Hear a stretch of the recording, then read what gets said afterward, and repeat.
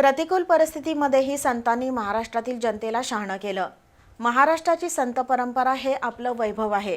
संतांनी प्रबोधनाचे विचार मांडले, म्हणूनच आजही आपण संतांच्या पालख्या उचलतो, असं मत माजी सनदी अधिकारी आणि ज्येष्ठ विचारवंत इंद्रजित देशमुख यांनी व्यक्त केलं। महात्मा बसवेश्वर जयंतीनिमित्त आयोजित बसव व्याख्यानात ते बोलत होते। शिवाजी विद्यापीठातील शरण साहित्य अध्यासन आणि बसव केंद्राच्या वतीनं महात्मा बसवेश्वर यांच्या जयंतीनिमित्त व्याख्यानमाला सुरू आहे। गुरुवारी माजी सनदी अधिकारी आणि ज्येष्ठ विचारवंत इंद्रजित देशमुख यांचं व्याख्यान झालं। यश आंबोळे आणि संध्या वनगुत्ते यांनी या व्याख्यानामागची भूमिका स्पष्ट केली। इंद्रजित देशमुख यांच्या अमृतानुभवातील चिंतन या विषयावरील व्याख्यानात महाराष्ट्राच्या संत परंपरेचा उल्लेख झाला।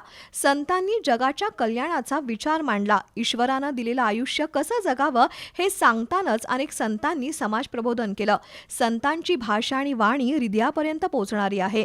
महाराष्ट्राच्या संत परंपरेनं आनंदाची पेरणी केली, त्यामुळे आजही महाराष्ट्राची संत परंपरा अजोड आहे, असं इंद्रजित देशमुख म्हणाले।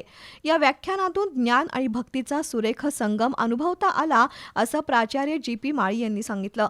यावेळी डॉक्टर विश्वनाथ मगदूम, सरलाताई Patil, Baburao Tarali, Vilas Ambole, Vasantrao Mulik, Babanrao Range, doctor A M. Gurav, doctor Appaso Wali, Mahananda Patil, Shubhangi Chitari, Maharudra Patil यांच्यासह मान्यवर उपस्थित होते।